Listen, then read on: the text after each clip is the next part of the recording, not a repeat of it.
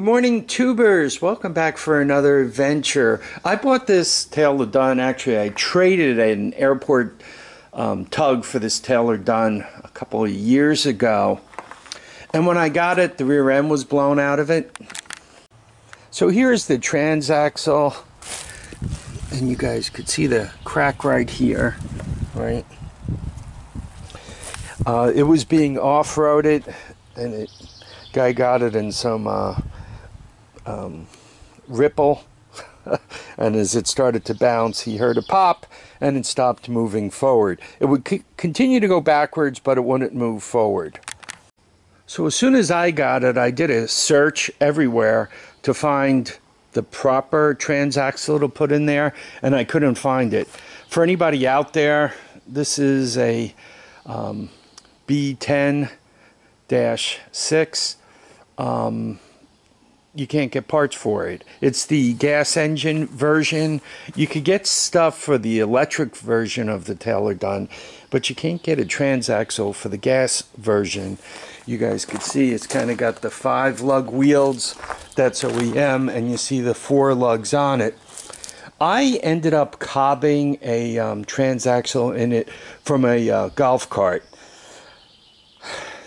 Whenever anybody has this fab work to do, there's a lot of decisions to make, right?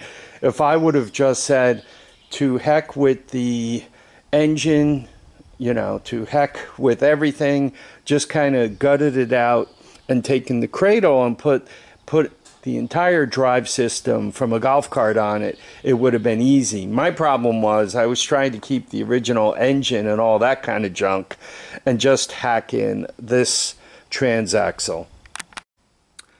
When I did this, the Taylor Dunn transaxle, the drive system is offset, which basically means there's more axle on that side than this side. So I had to put up with that. You can see the tires a little bit inboard on that side. On the other side, the tire's more or less where it needs to be. Other problems I ran into, you can see the shifting linkage here. I really had a lot of cutting to do. I had a lot of cutting to do all over the place. And when it came to the OEM shift cables, they were just too big. So I actually had to adapt them to the golf cart shift cables and get them to pull. And you guys could see forward and reverse the way I did it. Basically, this cable, right, is on the square block. This is part of a bed frame, by the way. This is where the legs stick out on the bed frame. The other cable comes in one side, this cable, and as you shift it up front, right, those things pull and move. And so that's one thing that now I have forward and reverse. Very important. The second problem this thing has is it's not charging the battery. And you guys can see where the battery is, right? And there's this wall here. So when the battery's dead, you can't start it. And if you have something sitting on it, right, that plywood's over the top, you can't get to the battery to jump it to get it to start. So that's problem number 2. And problem number 3 is the choke is not hooked up, which means, once again, even if your battery's alive, you got to move the cover to get to the choke, right? Because you can't reach in here and get to the choke in any way. So now that I have forward and reverse, I'm going to hook up the choke. I'm going to put a battery into it and a cable coming out so that I can keep the battery charged. I don't have time to get through the electrical system on this thing because it's got a job to do. Forward and reverse was hooked up. The reason why the choke was disconnected is because the cable was seized. So I oiled it up and I reconnected it. And you guys could see I smashed the battery into it with a fuse on the positive. The positive is the buried one in there.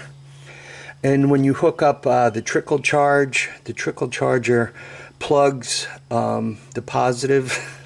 The positive's exposed on the trickle charger end, but on this end it's buried. So there we have it. Time for a cold start, and we'll see what this thing wants to do. I'm already in reverse. Let's put the choke on.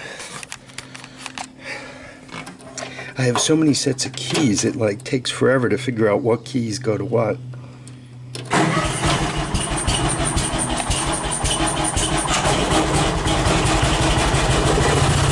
Okay, I'm already in reverse. Let me put the top on this thing.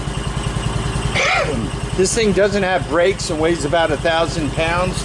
So one really kind of has to pay attention to what you're doing with it, or you're rolling to something and smash it.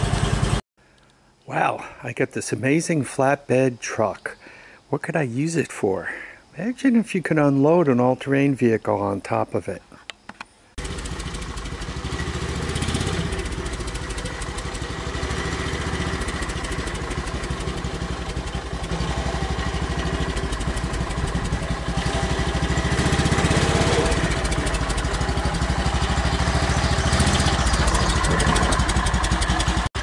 Notice how I put the tires underneath it. That thing weighs, the tail of Dunn weighs somewhere 1,000, 1,200 pounds, something like that. And it would have got winging back fast enough to break the tail lights in it or to bend up my bed. So I figured I'd just do that.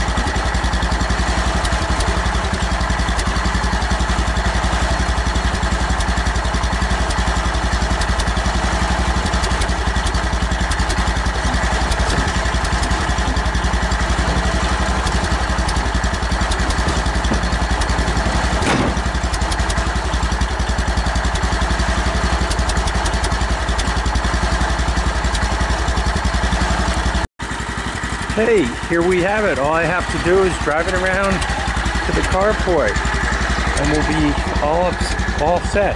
All upset.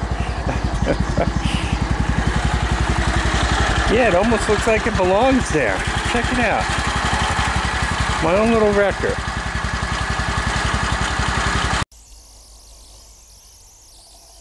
Alright, let's see how the GoPro does. So, we're all loaded up here. And I tied it in because if you don't, I'm sure I can drop it out. A little adjustment on the GoPro.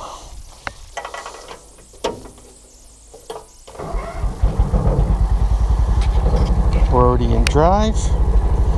So it should be just a matter of stepping on the gas and going where we want. Oops, I'm in reverse. In drive.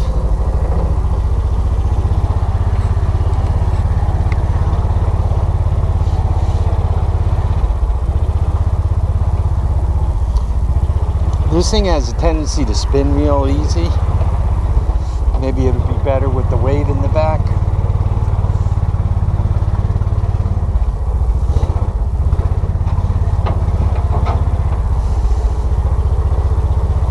Now that this thing is loaded, I was looking at it thinking, you know, I would have been better off loading it backwards.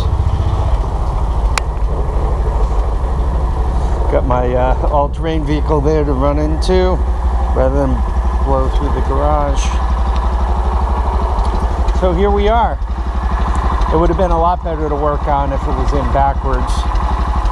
But in the meantime, it's a pretty decent height, right, for getting the plastic and everything else off. What I can do is I can kind of put a piece of plywood on it and slide it backwards. We got liquids. That's just water. That's good. It'll be good to get this inside where it's dry too. So what do you think of my Taylor Dunn? Makes a great little tow truck here, doesn't it? I'm happy with it. This is one of those projects that's just been lingering and lingering and lingering. And I basically got myself to do it because I'm like, yo, I'm not unloading the truck and dragging that up here with another quad or something.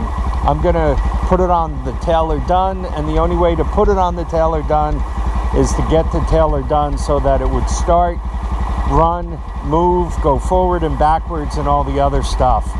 So I kind of painted myself a little bit into a corner, and I did that deliberately so I would get the job done. Now that it's done, I'm happy as could be. A few other things I'd love to do with it. I might just put a golf cart roof over the top of it. I might put a light bar up here and one back there. That way it's a little more useful at night. I mean, change these headlights out, put LEDs in there perhaps. Now it's useful. If I put some kind of cover on it, then I can put a radio into it. Yeah, I think it's going to be very useful now that it functions. Anyway, I'd like to thank everybody for dropping by to watch and comment and subscribe. Please remember to keep your feet down, your heads up. And I need you all to get out and enjoy each and every day. Find some project you've been avoiding and just do it. And I think when you discover when it's done, especially something useful like this, that it can make your life a little better. Take care now.